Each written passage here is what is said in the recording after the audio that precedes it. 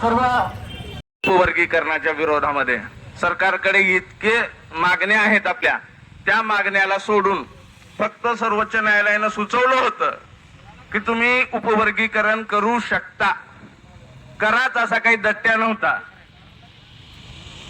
सर्वोच्च न्यायालयानं कधीच सांगितलं नाही तुम्ही उपवर्गीकरण केलंच पाहिजे, पण शासनाला इतकी घाई पडली की त्यांनी लगेच समिती नेमली, त्याचा अहवाल लगेच घेतला. आज एवढ्या समस्या आहेत आपल्या समाजाच्या, त्या समस्या सोडवण्यासाठी सरकार कधीही एवढ्या फास्ट प्रोसेस करत नाही. आपली सगळी महामंडळ फक्त नावालाच राहिली, त्या महामंडळाला कसलाच वित्त पुरवठा होत नाही. पण उपवर्गीकरणाचा अहवाल 1 महिन्यात स्वीकारून आपण जयंतीच्या गोंधळात असताना हा सगळा कार्यक्रम करण्याचं सरकारनं ठरवलं आणि सरकार त्याच्यामध्ये यशस्वी होणार नाही याची आपल्याला 100% खात्री आहे. कारण आपण 100% ताकदीनं हा जो निर्णय आहे तो पाडल्याशिवाय आपण राहणार नाहीत. कारण बाबासाहेबांनी आपल्याला सांगितलेलं आहे कुठलाच प्रमुख मागण्या आहेत, हे सर्व शासनानं लक्ष केंद्रित करावं. विद्यमान संघवादी विचाराच्या सरकाराकडून अनुसूचित जातीचे उपवर्गीकरण करण्यात येत आहे. खऱ्या अर्थानं हे वर्गीकरण अतिशय चुकीचं व 59 जातीचं नुकसान करणारं असून या सरकारने मागील काही काळात मुस्लिम समाजाला दिलेलं आरक्षण रद्द करून मुस्लिम समाजाचे शैक्षणिक व सामाजिक नुकसान केलेलं आहे. त्यामुळे हे सरकार आरक्षण व संविधान विरोधी असल्याचे दिसून येते. या वर्गीकरणाला समस्त मुस्लिम बांधवाचा पूर्णपणे पाठिंबा असून सरकारने हे वर्गीकरण रद्द करावे. सर्वात मोठा भाव म्हणून आम्ही महाराष्ट्रातली जात बौद्ध म्हणून आम्ही आहोत.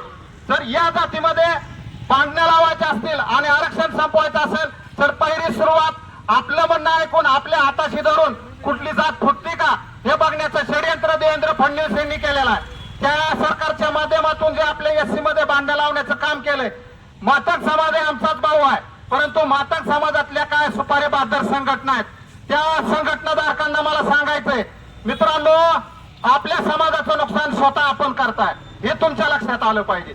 आम्हाला कुठलाही फरक पडणार नाही, बौद्ध महार म्हणून आम्हाला कुठलाही फरक पडणार नाही, आमच्यावर कुठलाही अन्याय होणार नाही.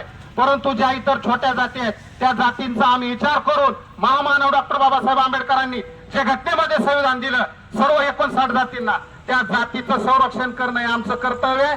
त्यामुळे आम्ही मोठा भाऊ म्हणून या आंदोलनामध्ये सहभागी आहोत. साठी आज आपण मुरुड मधून सर्व आपल्या 59 जातीमधील सर्वांनी एकत्र मिळून या ठिकाणी मोर्चाचं आयोजन केलं होतं. त्या सर्वांचं मी अभिनंदन करतो. आणि या भाजप सरकारनं हे उपवर्गीकरणाचं जी काही षडयंत्र रचलेलं आहे त्या सरकारला आपण सर्वांनी मिळून विरोध केला पाहिजे. कारण का जातीत भांडणं लावण्याचं कामच हे सरकार करत आहे. ज्या पद्धतीने इंग्रजांनी 150 वर्ष जातीमध्ये फोडा आणि जोडा ही नीती अवलंबली त्याप्रमाणे हे सरकारचं धोरण आहे. आणि या सरकारच्या विरोधात आपण सर्व या 59 जातीच्या सर्व प्रमुखांनी या ठिकाणी जर मिळून या सरकारचा आपण जर विरोध केला तर हे थांबणार आहे. नाहीतर अशाच पद्धतीनं जातीमध्ये भांडणं लावण्याचं काम हे सरकार करत आहे. म्हणून आपण सर्वांनी एकजुटीनं मिळून ह्या सरकारचा आपण निषेध केला पाहिजे आणि सर्वांनी मिळून या उपवर्गीकरणाला विरोध केला पाहिजे. या ठिकाणी माझ्या 58 जाती या ठिकाणी जमलात, सर्वजण एक ठिकाणी आलात त्याबद्दल सर्वांचं मी आधी अभिनंदन करतो. राहिला विषय उपवर्गीकरणाचा, त्याच्यामध्ये सरकारने एक हरकती मागवल्यात. हरकतीमध्ये 50,000 हरकती आले, त्याच्यामध्ये 82% हरकती नो बोतांच्या आहेत. राहिला विषय मातंग समाजाच्या फक्त 15% हरकती आलेल्या आहेत. बद्दर समिती आहे उपकरणासाठी उपवर्गीकरणासाठी जे आधार म्हणून त्यांनी लोकसंख्येचा एक अहवाल तयार केला होता. मात्र जी बद्दर समिती आहे, ती बद्दर समितीचा अहवाल ही सार्वजनिक नसताना देखील त्यांनी हरकती मागवल्यात. हरकती मागवल्यानंतर ती अंधारात ठेवून दगड मारण्यासारखा हा प्रकार आहे. त्या गोष्टीमुळं जी गोष्ट सार्वजनिक नाही किंवा ती बद्दर समिती सार्वजनिक नाही आणि ती बद्दर समिती आपल्याला मान्य नाही, मान्य आहे का सगळ्याला? त्यामुळे आपली आज इथून एक मागणी आहे की बद्दर समिती आपण रद्द करा, ही आपली पहिली मागणी राहील. त्यामुळे जास्त काय बोलत नाही, थांबतो. जय भीम. आरक्षण आमच्या हक्काचं, आरक्षण आमच्या हक्काचं,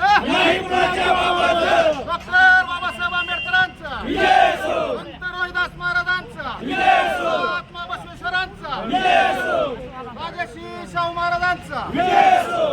महिलांना विनंती आहे